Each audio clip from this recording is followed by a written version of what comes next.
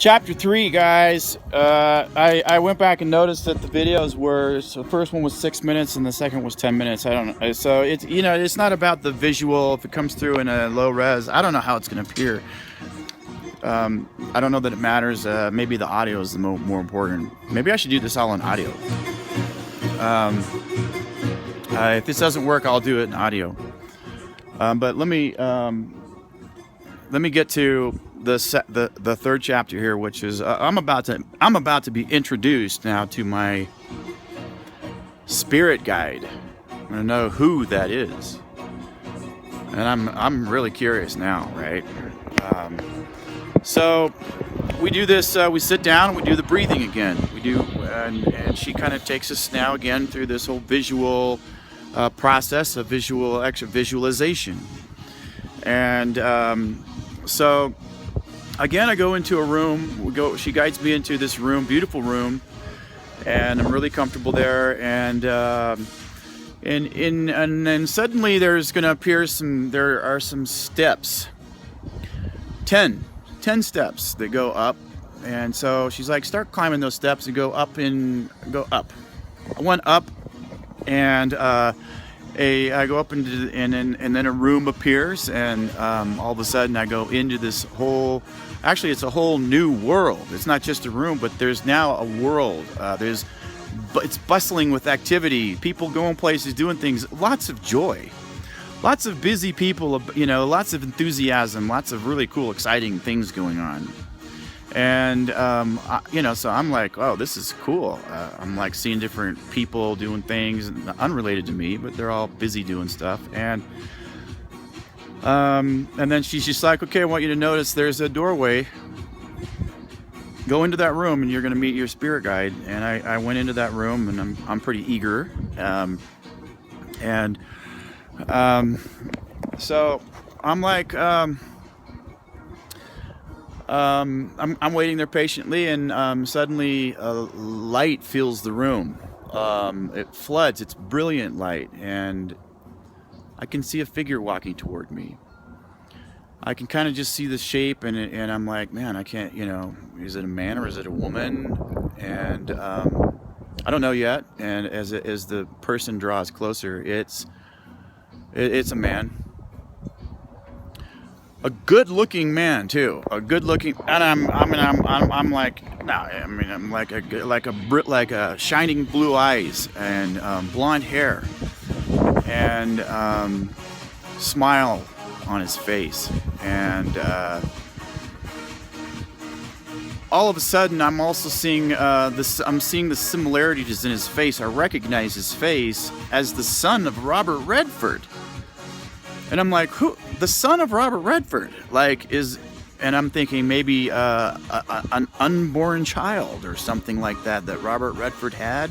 Maybe didn't know about it. I'm just like, I don't know. I just get a distinct impression that it is Robert Redford's son. And I remembered my mom telling me that, in the early days when they lived in Hollywood, that Robert Redford actually went to their church and he married a Mormon, and so they were friends with my mom and dad in the same ward there, and maybe that's why maybe why that's popped into my head. I don't know, but I was really surprised, and he's just like, yeah, I'm your guide. I've been guiding your career. I've been helping you make life choices. I've been making sure certain things that you notice and clues and to follow your path. And it was the path of an artist. And I remembered that Robert Redford, I actually didn't know this at the time when I first did my first show in Park City, but I had to do a Robert Redford piece for the show, and I kind of researched him a little bit, and I realized that, Robert Redford wanted to be an artist. He moved to New York City to be an artist. And never really got a chance to finish school, and kind of became an actor and didn't really didn't really pursue the art career that he wanted. So I'm like, wow, that's cool. Robert Redford's son is my spirit guide, and he's like, I want you to remember that. Think about children of other celebrities that they don't they don't care who their parents are to the world.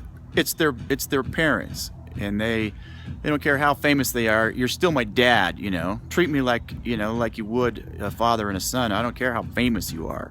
And it was just like, and I want you to feel comfortable around celebrity. You know, your dad would have been famous had he lived. You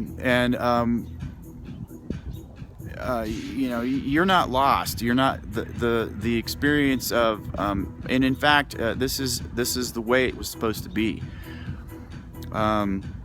You would have been the son of a celebrity, and don't feel uncomfortable around them. Don't treat them like, you know, like somebody to worship. They are mothers,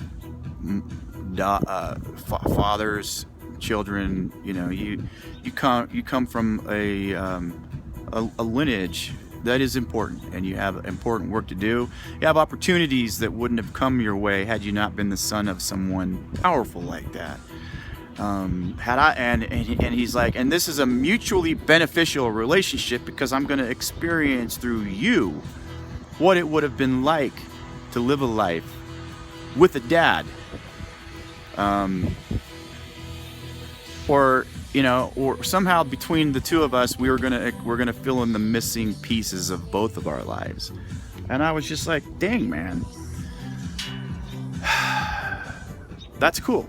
That was a really cool way to kind of see that too. And then it gets more interesting, chapter 4.